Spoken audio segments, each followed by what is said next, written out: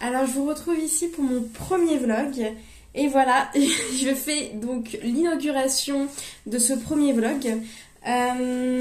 Donc voilà, je pense vous faire plutôt une FAQ pour vous parler un peu de moi. Donc là quand même, je vais quand même un peu résumer mon parcours dans la lecture et mon parcours sur tout ce qui est Bookstagram. Comme ça, voilà, vous aurez un peu l'idée de qui je suis et un peu ce que je peux dire. Donc voilà, je m'appelle Marie J. Bookin, je suis depuis 1 an et demi sur Bookstagram. J'ai aussi un vlog que j'ai lancé il y a quelques mois où j'écris pas tout le temps mais de temps en temps des articles sur des lectures qui m'ont marqué ou des thèmes livresques sur un peu de tout. J'ai quelques catégories littéraires que je préfère, par exemple les romans historiques ou les romans contemporains. J'aime aussi un peu la fantastique et voilà, si je me trompe pas. Je lis aussi pas mal de lectures audio que j'ai commencé il y a 3-4 mois et j'aime beaucoup aussi. Donc voilà. Voilà, bienvenue sur ce nouveau vlog sur ma chaîne. J'espère que ça va vous plaire. Je vous avoue, je stresse un peu. J'ai un peu peur que ce format-là ne plaise pas ou ne vous tente pas. En tout cas, moi, c'est surtout pour mon plaisir, pour aussi montrer un peu mon quotidien dans la lecture. Même si je travaille à côté, j'aimerais aussi donc vous montrer mon quotidien et aussi vous montrer aussi ma passion pour la lecture et pour les livres. Donc voilà, donc on va peut-être commencer par un update lecture, vous montrer un peu mes lectures du moment, de ce que je lis en ce moment, ce que si j'écoute, comme je vous ai dit auparavant, j'aime bien les lectures audio, donc voir aussi ce que j'écoute en ce moment. Donc, on va commencer par ma lecture en cours. Donc, ma lecture en cours, je pense le terminer aujourd'hui. Donc, pour vous dire, voilà, je vous le montre, mais je pense le terminer aujourd'hui. Donc, c'est le nouveau roman de Mireille Calmel, D'écume et de sang, sorti chez XO. Donc, il est sorti en mai, si je ne me trompe pas. Donc c'est l'histoire de Jeanne de Belleville qui vit donc au XIVe siècle sous le roi de France. Il s'appelle, je vais pas me tromper, Le Bel, il s'appelle Jean-Philippe Le Bel, c'est pas ça? Bon bref, de toute façon c'est pas hyper important parce que il est dedans, mais c'est pas sa vie à lui, c'est vraiment la vie de Jeanne de Belleville en fait, qui est donc bretonne et qui va donc se battre en fait contre ce roi pour son mari. Là je vous spoil pas, hein, c'est sur la 4e de couverture, donc je vous spoil rien du tout. Moi je la connaissais avant, je savais que c'était une femme pirate, une femme pirate corsaire qui en fait a sévi donc sur la Manche et qui a en fait dépouillé les navires les navires royaux de la France. Donc voilà. En fait ça se passe, si je me trompe pas, vraiment au début de la guerre de 100 ans entre donc les Anglais et les Français, où les Anglais en fait ont envahi entre guillemets la France, mais bon ils avaient des terres en Aquitaine. Bon bref, je vais pas vous faire toute l'histoire de la guerre de 100 ans, mais en tout cas voilà, ça se passe au Moyen-Âge.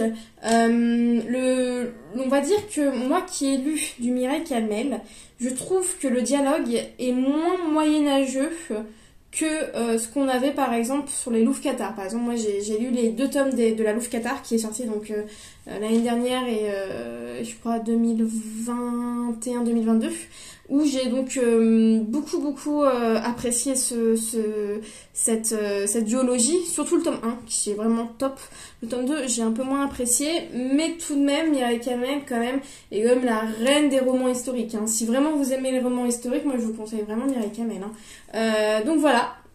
Dans ce livre, ils font beaucoup référence à un autre livre qu'elle a écrit, si je me trompe pas, sur les Templiers, la Dame des Templiers ou un truc comme ça. Et ça m'a donné beaucoup envie de le lire, donc je l'ai déjà commandé. Donc voilà. Pour l'instant, c'est une très bonne lecture. J'ai apprécié plutôt le début du roman, qui s'enchaîne un peu plus vite et on comprend un peu plus, on va dire, l'enfance de Jeanne de Belleville, comment elle a vécu. Et ça, j'ai trouvé ça super intéressant avec les différents seigneurs de Bretagne. Donc hyper intéressant. La fin, j'aime un peu moins. Je trouve un peu la fin un peu bâclée parce que c'est quand même un épisode de sa vie, tout ce qui est piraterie par exemple, qui est très important et je trouve qu'on y passe un peu vite. Mais bon, tout de même, ça reste une très très bonne lecture. Comme d'habitude, je dévore. Mireille Camel a une plume magnifique, une plume où vraiment elle arrive à faire bercer le lecteur. Et comme il y a des chapitres très très vite, et ben on enchaîne sans voir l'heure, sans voir les minutes. Donc c'est super bien. Voilà, je vous conseille vraiment Mireille Camel. Si vous débutez dans tout ce qui est roman historique, c'est top. Après, un date de lecture, je suis toujours, donc je lis en ce moment en lecture audio Je revenais des autres de Melissa d'Acosta. Donc c'est une lecture, je dirais un peu plus légère. Je dirais pas ça parce que il y a un peu quand même de choses assez dures dans ce roman. Mais c'est une lecture vraiment très très sympa, surtout en audio. La narratrice est très très bonne. Je peux vous lire un peu la 4e de couverture si ça vous dit. Donc alors, c'est Philippe à 40 ans et directeur commercial, marié et père de 2 enfants. Ambre à 20 ans, n'est rien et n'a personne, sauf lui. Quand submergée par le vide de sa vie, elle essaie de mourir, Philippe l'envoie loin, dans un village de montagne, pour qu'elle se reconstruise, qu'elle apprenne à vivre sans lui, pour sauver sa famille aussi. Je revenais des autres et l'histoire d'un nouveau départ, le feuilleton d'un hôtel où vit une bande de saisonniers, tous un peu abîmés par la vie. Le récit de leur amitié, doute, colère, rancœur, amour aussi. Le roman des autres, ceux qu'on laisse entrer dans sa vie, ceux qui nous détruisent, mais surtout ceux qui nous guérissent. C'est un très très joli roman. J'apprécie beaucoup pour l'instant la lecture, malgré quelques scènes assez longues, je trouve. Il y a quelques scènes qui sont trop dans la longueur, qui m'épuisent un peu. Donc voilà. Le personnage de Ambre est très intéressant. Malgré quelques fois, je la trouve assez sévère avec elle-même et les autres. Mais bon, j'espère que ça va s'améliorer au fil de la lecture. Donc pour l'instant, je suis donc à la page 313 et je suis un peu plus de la moitié. Vous voyez, ou même à la moitié, ouais. Bon bref, il doit me rester quelques heures d'écoute, peut-être 6 heures d'écoute. Donc voilà, j'écoute ça en fait le temps d'aller à la gare en voiture. Et après, le temps de marcher en fait jusqu'à mon boulot. Donc moi j'habite à Paris, je prends le métro. Donc voilà. C'est super intéressant, vraiment, très très bien. Melissa d'Acosta, c'est la première fois dont je lis un livre d'elle. Je sais qu'il y en a plusieurs qui sont sortis avant que je n'ai pas lu. Je sais qu'il y en a qui me diront « Ah non, il faut les lire ». Je sais, mais pour l'instant, j'ai commencé par celui-là. Je sais qu'il y a c'est une duologie, qu'il y en a un donc le 2e est sorti cette année, si je ne me trompe pas, au printemps. Si j'aime bien, je pense que je me l'achèterai et je verrai si ça sera en lecture audio ou en lecture toute simple. Donc voilà, pour tout ce qui est peut-être lecture, je peux déjà vous dire, parce que si vous voulez, parce que bon, comme je finis bientôt le Mireille Camel, je peux déjà vous dire quel livre je compte lire juste après. Donc, le roman que je compte lire juste après est celui-ci. Hôtel Castellana de Ruta Sepetys. Excusez-moi si j'écorche le nom. Je vous lis le résumé. Parfois, une question obsédante s'élève dans un coin de son cœur. Que peut-on bâtir sur le silence? Été 1957, en vacances à Madrid, Daniel, un jeune photojournaliste américain, tente de saisir la vie espagnole à travers ses clichés. Il est loin d'imaginer que ce qu'il voit n'est qu'une façade. Une mise en scène que la dictature franquiste fait miroiter aux touristes. Sa rencontre avec Anna, une employée du grand hôtel Castellana, va bouleverser son destin. À mesure qu'il se rapproche, la jeune femme le laisse entrevoir la part d'ombre de ce pays contrôlé par la peur et l'oppression. Déterminés à briser le silence, les deux amants se retrouvent plongés au cœur d'un des pires scandales de l'époque qui les liera à jamais. Ça a l'air top, sérieusement, je suis trop pressée de le lire. Donc je pense que je vais enchaîner directement avec celui-là. Vraiment, voilà, c'est un roman historique, comme je les aime. En plus, les années 50 en Espagne, je connais pas vraiment cette période-là. Donc je suis très contente de pouvoir découvrir ce roman. C'est donc Folio en fait qui me l'a envoyé en service presse pour que je le découvre. Donc trop pressée de lire ce roman-là. Pas mal d'entre vous parce que comme j'ai partagé ma réception sur Instagram, pas mal d'entre vous m'ont dit qu'ils ont lu et dévoré. Donc je suis super contente et super pressée de pouvoir le commencer. Donc voilà, pour l'instant, tout ce qui est lecture en cours et lecture d'après. Je pense pas vous reprendre pour aujourd'hui, j'ai rien d'autre à vous montrer. J'espère vous reprendre demain. Si je vous montre, voilà, je peux vous montrer un peu où en est ma lecture ou si j'ai eu des réceptions. Donc voilà, je vous laisse, à tout à l'heure.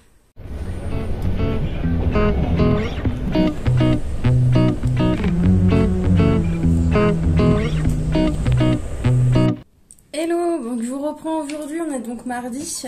Désolée pour cette tête, c'est la canicule en ce moment. Je pense que comme tout le monde, on a très chaud.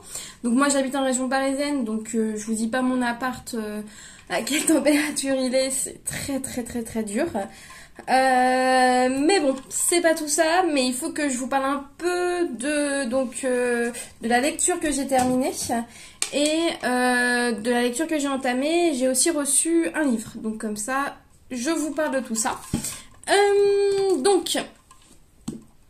J'ai donc fini hier soir D'écume et de sang de Mireille Calmel. Donc comme d'habitude, addictif, une plume magnifique. Vraiment, moi je me suis vraiment sentie comme si j'étais au Moyen-Âge. Bon, désolée, il y a mon chat qui fait des bêtises juste à côté, ça peut être sympa. Donc voilà, moi j'ai adoré, ça a été vraiment vraiment un très bon moment. Moi je sais pas pourquoi, pour moi Mireille Calmel, je lis que l'été. Donc pour moi c'est une lecture d'été et vraiment j'ai été transportée. Donc voilà. Je vais pas vous refaire, je vais pas vous reparler un peu du résumé et tout ça. Je pense que comme je vous en ai parlé là il y a pas si longtemps que ça, donc hier si je me rappelle bien. Donc je vais pas vous en parler un peu plus. Mais voilà, juste pour vous dire que j'ai fini ce roman, que ça a été lu et adoré, malgré, comme je vous ai dit hier, quelques longueurs sur certaines choses, ou même parfois des passages un peu furtifs sur sa vie, qui je pense aurait été un peu plus intéressant d'en parler. Donc voilà. Donc en parlant de Mireille Calmel, j'ai donc reçu ma commande d'un de ses livres aussi, qu'elle a sorti il y a quelques années et qui est donc en format poche, qui est donc La fille des Templiers. Donc je l'ai pris parce que dans le livre donc d'Écume et de sang, ils font beaucoup la référence en fait. En note de bas de page, ils vont mettre voir La fille des Templiers. Donc je me dis pourquoi pas découvrir. Donc ça c'est le tome 1, il y a 2 tomes si je me trompe pas sur La fille des Templiers. La fille Templier, pardon, aussi des Templiers, oula. Fatiguée. Donc bon, je vais vous lire le résumé. 19 mars 1314, Jacques de Molay, dernier grand maître de l'ordre du Temple, est brûlé en place publique. Il a été condamné par le roi Philippe le Bel, qui reproche aux Templiers de dissimuler un fabuleux trésor. Mais le jour du supplice, une colombe dépose un message entre les mains du souverain. C'est la malédiction terrible. Le roi et ses fils paieront pour ce crime. 15 juillet 1322, une jeune paysanne, Flore du Pin, est pourchassée par les soldats de Charles IV. Quel secret détient-elle? Qu'a-t-elle à voir avec l'ordre du Temple? Un homme lui confie, avant de mourir, le roi a prononcé ton nom. Une confrérie mystérieuse des femmes de courage, des rois maudits, Mireille Calmel, signe une aventure fascinante. Donc voilà, encore une fois, ça va être encore un roman historique d'aventure. Très pressée de le lire.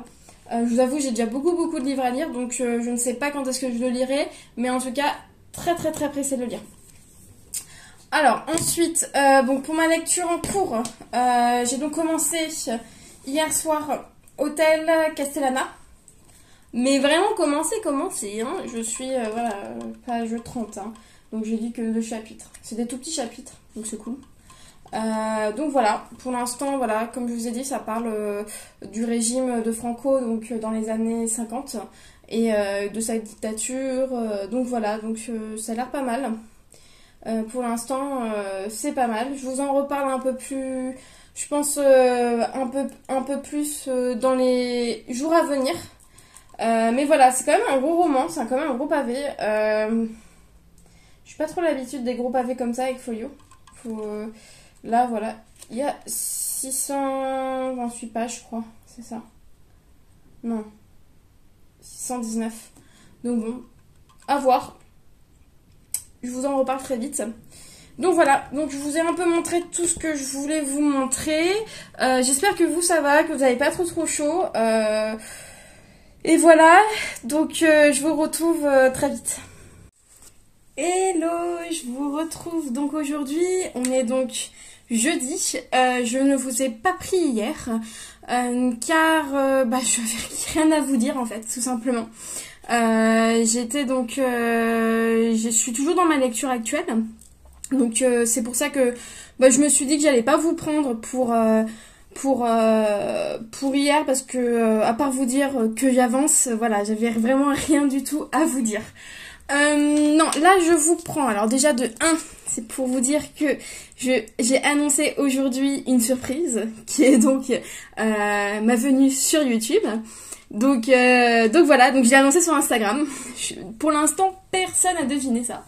Donc je suis assez contente. Ils ont deviné d'autres choses qui me semblent un peu pas trop probables pour l'instant. Donc voilà, je suis assez contente et j'ai aussi un peu peur de vos réactions, de comment vous allez prendre en fait ces vlogs-là, si ça vous plaît, surtout le contenu. Je vous avoue que bon, en ce moment, je vous filme un peu au même endroit.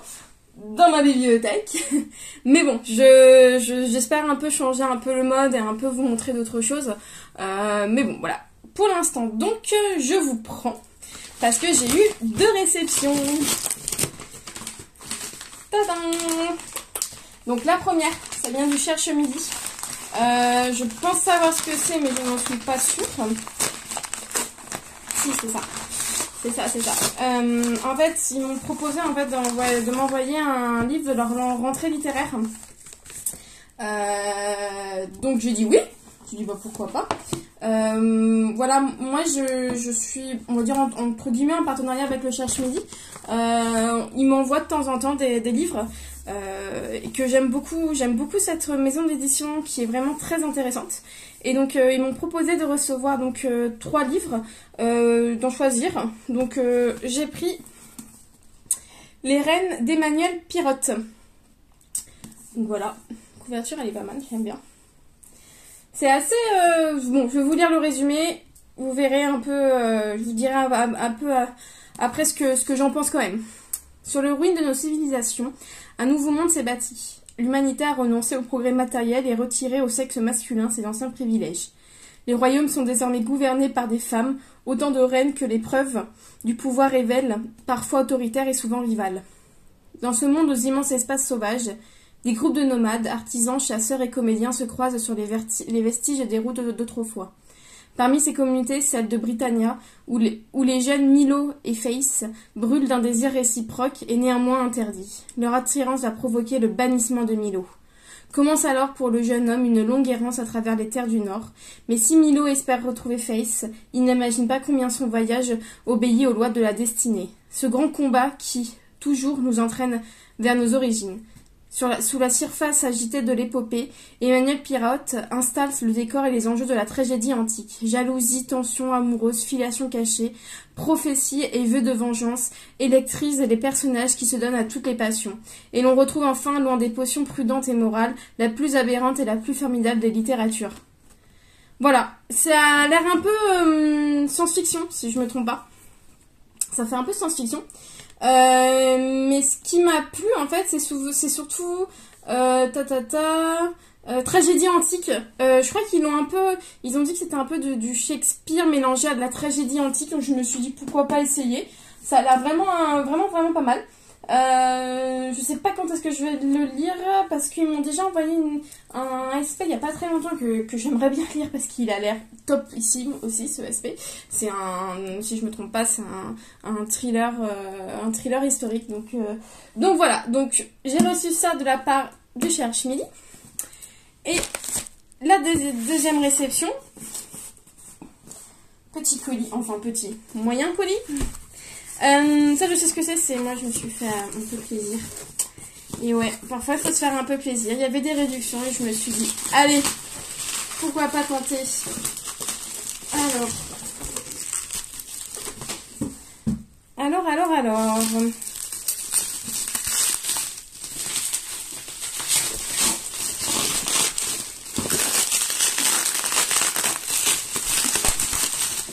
Attention. Allez, on est tout. Donc voilà, je me suis laissée tenter par une box cube. Une box, non, c'est plutôt un... Comment ils appellent ça? On ne peut plus. Ça s'appelle autre chose. Je ne sais plus. J'ai pris en fait le thème biographie de destin extraordinaire. Donc voilà, et elle est magnifique la boîte. Elle est vraiment super belle. Je sais pas si vous la voyez. Elle est un peu bleu argenté, moi je dirais. Ouais, elle est super belle. Donc voilà, on va voir ce qu'il y a dedans. Je vous avoue, j'ai vu un peu ce qu'il y avait dedans. Après, je sais pas s'ils remettent la même chose qu'il y a sur internet. Voilà, déjà, j'ai du mal à l'ouvrir. Ah. Alors, biographie et destin, vous savez. Ah là, vous savez pas la senteur, mais ça sent super bon. Oh bon, il faut pas trop respirer. Il y a plein de paillettes. Ah. Donc, ça sent super bon. Je sais pas ce qu'il y a dedans. Ça sent trop bon. Donc voilà, alors, une belle petite marque-page.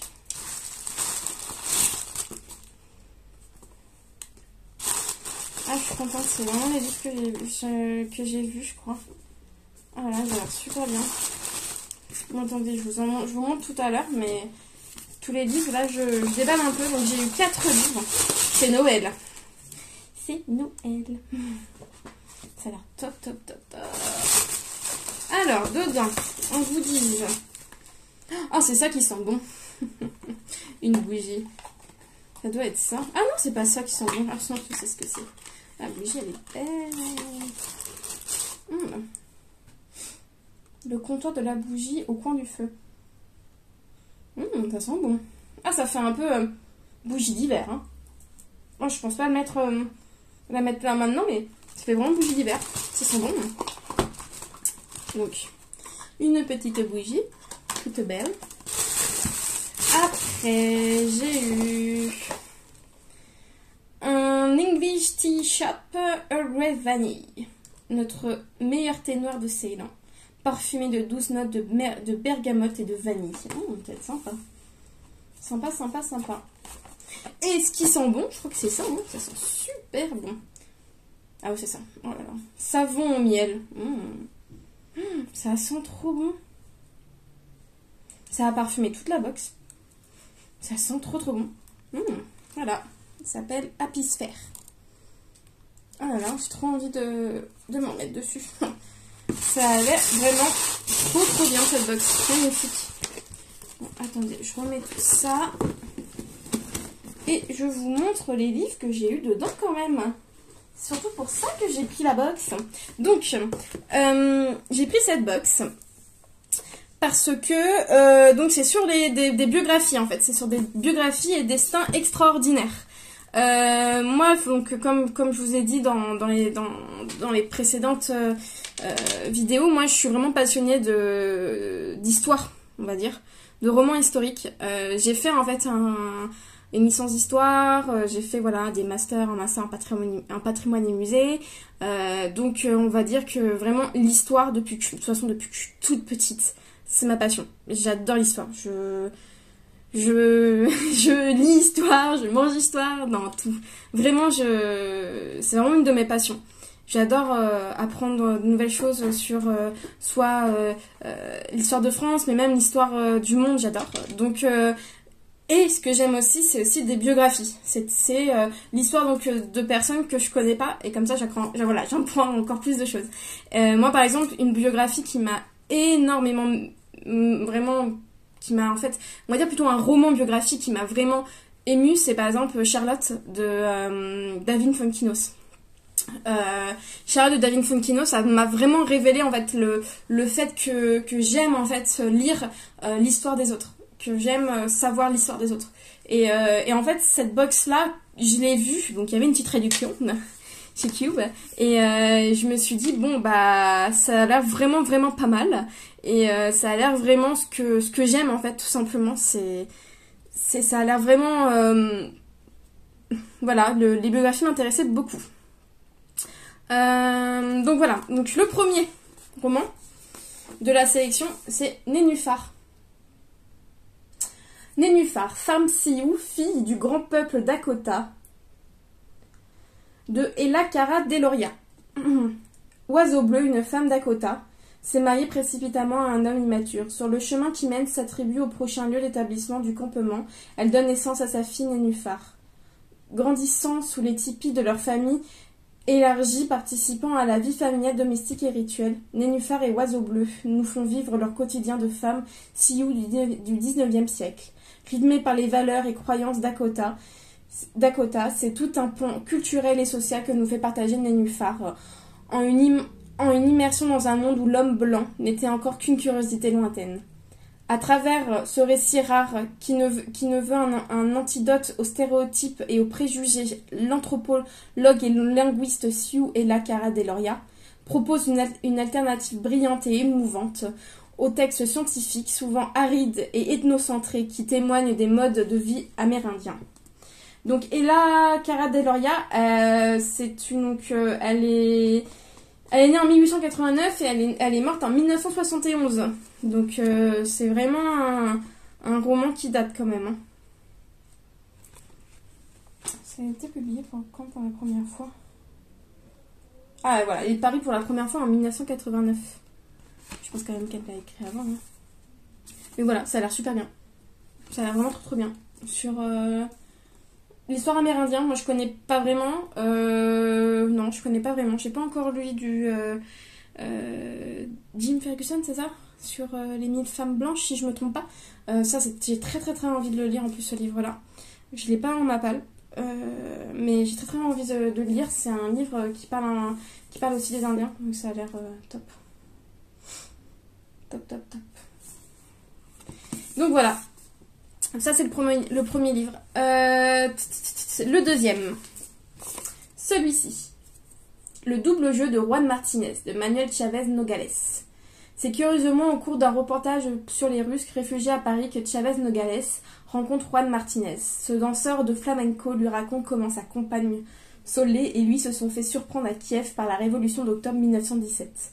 Faute de pouvoir quitter le pays, ils en ont subi les rigueurs et celle de la sanglante guerre civile qui a sévi Moscou, Saint-Pétersbourg et Kiev. Fasciné par l'intensité et l'humanité de ce récit, Chavez Nogales le publie en feuilleton dans le journal Estampa en 1934 avant d'en tirer un livre. Dans le double jeu de Juan Martinez défilent sur fond d'atrocités des personnages à la fois authentiques et romanesques, artistes et assassins, ducs russes prodigues et espions allemands, sans oublier les inévitables spéculateurs. Oula, j'ai du mal moi, ça se voit que c'est la fin de la journée. Vraiment, ça a l'air top, top, top.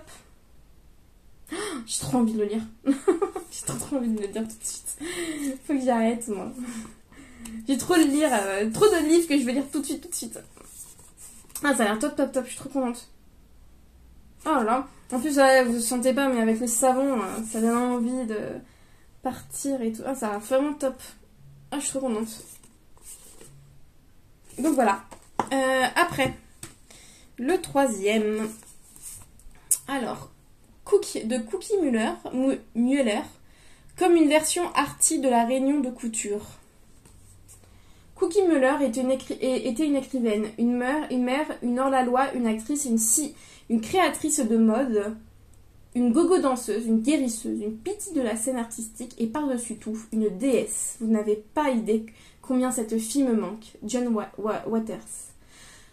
De la fin des années 60 à celle des années 80, cette déesse a mêlé son existence à celle de quelques simples mortels, quelques élus qui ont pour nom Nan Goldin, Jean-Michel Basquiat, Robert Mapplethorpe ou l'extraordinaire divine.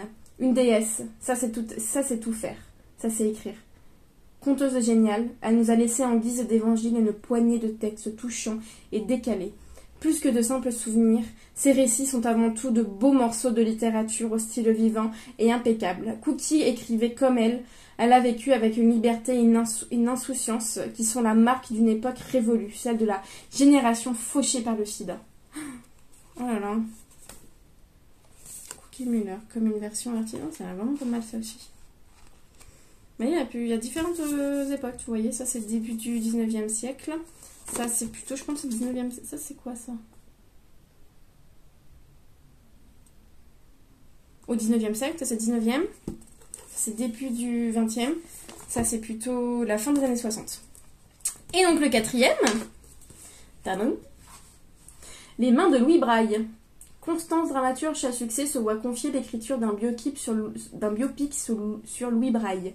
Elle se lance à corps perdu dans une enquête pour ce prodige oublié dont tout le monde connaît le nom, mais si peu l'histoire. Nous voilà transportés aux côtés de ce garçon trop vif qui perd la vue à l'âge de 3 ans à la suite d'un accident et se bat pour imaginer la lecture au bout des doigts jusqu'à inventer, à même pas 18 ans, le système qui a révolutionné la condition de tous les aveugles.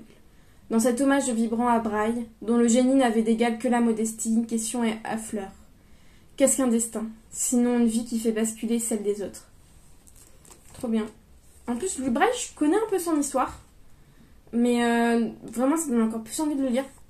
Hélène Jousse, vraiment, ça a l'air top, top, top aussi. Enfin, vraiment, de toute façon, je connaissais j'avais lu en fait les résumés.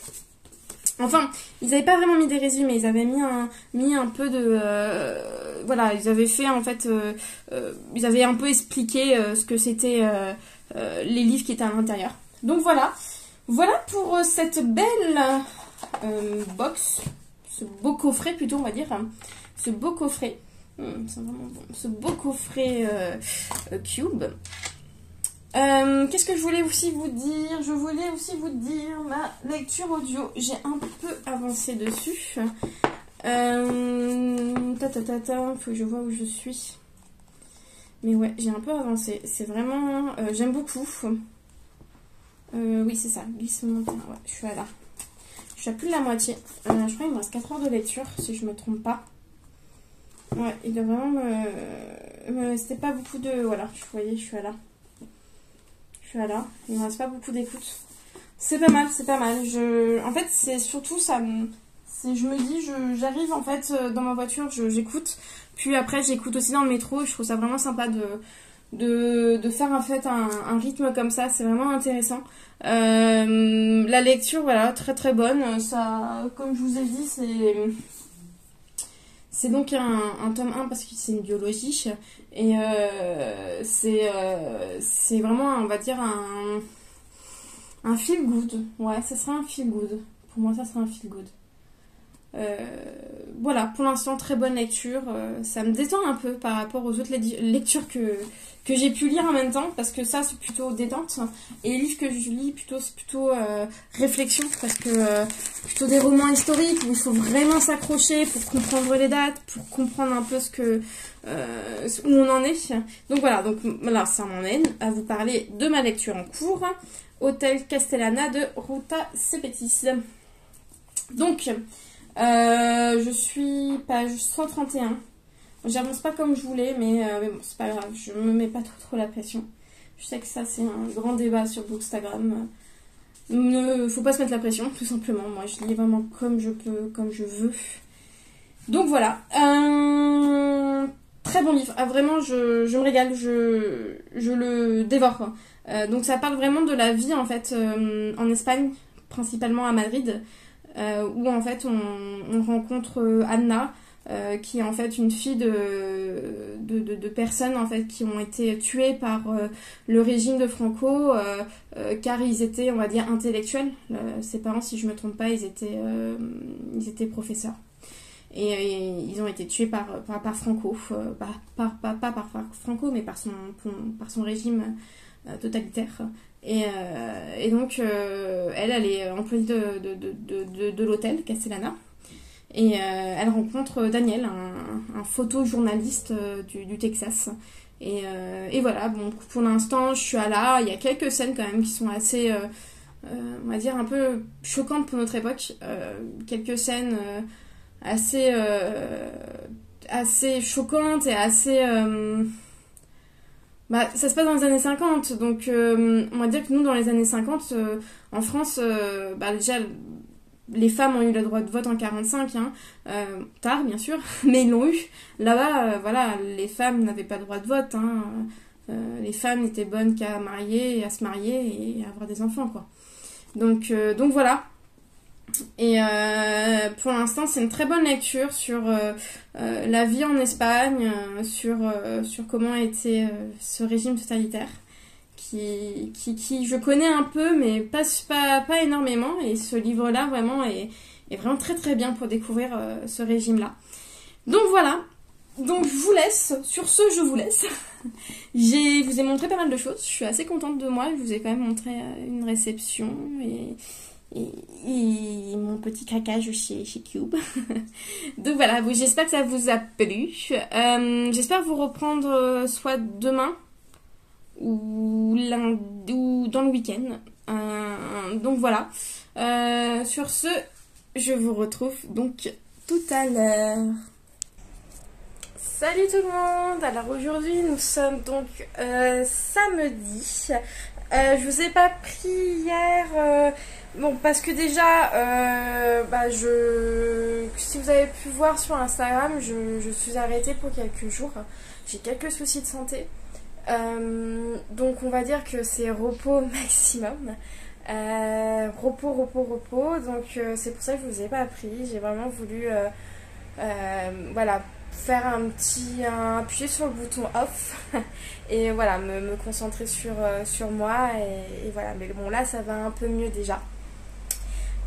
Donc voilà, je vous prends donc aujourd'hui déjà pour vous montrer deux réceptions que j'ai eues donc sur Vinted, et aussi donc pour vous parler aussi de ma lecture en cours, et aussi pour clôturer ce vlog, parce que bon, je suis en train de monter mon vlog et je vois que il dure quand même à peu près 38 minutes, et je vous avoue que moi j'aime bien les vlogs qui durent pas, voilà, 1 heure. J'aime bien les petits vlogs. Et vraiment, mon objectif, c'est pas de vous faire des gros vlogs, mais plutôt des petits vlogs de 30 à 40 minutes pour un peu, voilà, comme ça, vous pouvez passer aussi à d'autres vidéos, à autre chose.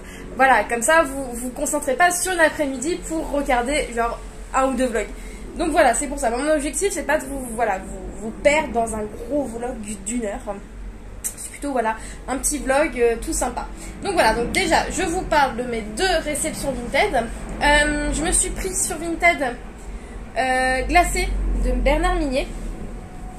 Je l'ai vu en fait passer pas mal de fois sur Vinted, sur Instagram. Je suis désolée, je vous prends comme ça là, mais j'ai pas de comment dire, de pied. Pour l'instant, j'ai pas de pied, donc j'essaye de faire une vidéo comme je peux, voilà, un peu bizarre, mais bon. Donc voilà, donc je vous disais, Glacé de Bernard Minier. Je pense qu'il y en a beaucoup qui l'ont lu, je le sais. Je me demande si c'est pas un des premiers de Bernard Minier, mais bon, j'ai pas trop envie de me lancer dans ça, mais voilà, en tout cas, je sais que c'est un thriller que j'ai vu passer pas mal de fois sur Instagram. Je vais vous lire le résumé. Dans une vallée encaissée des Pyrénées, au petit matin d'une journée glaciale de décembre, les ouvriers d'une centrale hydroélectrique découvrent le corps sans tête d'un cheval accroché à la falaise. Ce même jour, une jeune psychologue prend son premier poste dans le centre psychiatrique de haute sécurité qui surplombe la vallée. Le commandant Servaz, flic hypocondriaque et intuitif, se voit confier l'enquête la plus étrange de toute sa carrière. Voilà, moi je pensais pas que c'était un gros pavé quand même, mais il fait plus de 700 pages. Mais voilà, très impatiente de le lire. Voilà, je vois, vous l'avez fait tomber, je vois que des belles choses dessus, donc à voir. Bon, je sais pas, quelqu'un qui a des choses de marque-page dedans. Donc voilà, ça c'était la première réception Vinted que je me suis prise donc, sur Vinted. Donc vous voyez sur Vinted, moi j'aime bien parce que c'est des livres qui ont déjà servi donc à des personnes et qui sont voilà entre 2 et 3 euros. J'essaie de pas trop mettre trop parce que c'est quand même des livres d'occasion. Bah vous voyez celui-ci il avait encore l'étiquette hein. Donc en soi occasion mais encore avec l'étiquette. Donc le deuxième c'est celui-ci. De Anne-Gaëlle Huyon, Les Demoiselles. J'ai jamais eu de Anne-Gaëlle Huyon, donc c'est pour ça que je voulais tester. J'en ai vraiment entendu parler que du bien, donc voilà, je vous lis le résumé. 1923, Rose a 15 ans quand elle prend la route un froid matin d'automne, avec une seule idée en tête, rejoindre le Pays Basque pour échapper à son destin. Derrière les montagnes, les ateliers d'espadrilles et la promesse d'un salaire. Là-bas, l'Espagnol fait la rencontre des demoiselles, des femmes fantasques et mystérieuses, vivant au milieu des livres, des jarretières et des coupes de champagne. Qui sont-elles? Quels secrets cachent-elles? Libres et incandescentes, accompagnées d'un majordome, plus grand qu'une cathédrale, d'un chauffeur louche et d'un perroquet grivois, les demoiselles n'auraient jamais dû croiser la route de Rosa. Pourtant, ces femmes vont changer sa vie. Ça a l'air top. En plus, ça se passe en 1923, donc encore un roman historique, donc comme je les aime. Ça a l'air vraiment super bien. Donc bon voilà, bah dites-moi si vous l'avez lu celui-ci, ça m'intéresse de savoir votre avis parce que je l'ai vu vraiment beaucoup de fois passer sur Instagram. Donc dis-moi si vous l'avez lu et si ça vous a plu. Donc voilà sur mes deux petites réceptions Vinted. Je vous parle donc de ma lecture en cours. Si vous vous rappelez, j'étais donc sur l'hôtel Castellana de Ruta Sepetys. Comme je vous ai dit, en ce moment, comme je suis un peu malade, je lis pas énormément. Je mets pas la pression. Je me mets pas la pression du tout. J'essaye vraiment de me reposer en fait. Donc c'est surtout me reposer, c'est surtout dormir. Donc j'ai pas énormément avancé, mais bon, je suis quand même contente de moi. Je suis à un peu plus de 250 pages. Vous voyez, ça chapitre 54. Je suis bientôt à la moitié du livre. Si tout va bien, je pense le finir genre lundi. Ouais, lundi. Et après comme ça j'enchaîne sur une autre lecture. Là une lecture qui me donne trop envie. Je pense que je sais pas encore, j'hésite entre deux lectures. Mais pourquoi pas lire le tome 3 de Blackwater. J'ai lu donc le tome 1 et le tome 2 que j'ai prêté à des amis et qui ont adoré. Et je me suis dit, il faut vite que je lise le tome 3, comme ça je leur passe. Et moi aussi, hein, j'ai adoré le tome 1 et le tome 2, plus le tome 1 que le tome 2. Mais on m'a dit que le tome 3 était vraiment génial. Donc voilà, je pense lire donc, le tome 3 de Blackwater. Et comme c'est un livre qui se lit très vite, je pense que je vais le finir en 2-3 jours. Donc voilà. Donc voilà pour cette semaine. Je vais donc clôturer ce vlog ici. J'espère que ça vous a plu pour ce premier vlog. J'espère que vous n'êtes pas déçus. Enfin non, pas déçus, mais voilà, j'espère que vous allez me suivre maintenant, que vous allez vous mettre à regarder ces vlogs avec moi et partager voilà ma passion pour la lecture, ma passion pour les choses aussi un peu cocooning, moi j'aime bien. Pour l'instant, voilà, je vous ai pas trop montré de choses de ma journée, mais comme je vous ai dit, c'est un peu compliqué en ce moment. Déjà, je viens de commencer un nouveau boulot, et bon voilà, là je suis un peu malade et tout, donc c'est pour ça, je préfère quand même... pour l'instant, voilà, je vous montre pas énormément de choses, mais ça va venir, je pense, avec le temps. La semaine prochaine, je reçois du monde chez moi. J'espère que je vais pouvoir vous prendre quand même de temps en temps. Ça sera pas un gros vlog comme là que je disais. Ça fera un peu plus de 30 minutes. Mais ça sera, je pense, un petit vlog quand même. Je vais essayer de vous prendre pour vous dire comment se passe tout ça. Donc voilà, et après donc je suis en vacances, dans une semaine je suis en vacances et je compte lire et avancer aussi dans mes lectures et me reposer aussi pour revenir toute fraîche et toute pimpante pour la rentrée. J'ai failli vous perdre. Faut vraiment que je m'achète quelque chose parce que là, je vais faire tomber mon portable et vous allez tomber, vous allez avoir mal de mer. Mais bon, voilà, j'espère que ça vous a plu. Dites-moi en commentaire si ça vous a plu et dites-moi, voilà, si vous avez donc lu les livres que je vous ai présentés. Si ça vous plaît, si ces livres vous plaisent, si ça vous tente, dites-moi. Moi, je suis super intéressée d'avoir votre avis. Donc voilà. Je vous souhaite donc une bonne semaine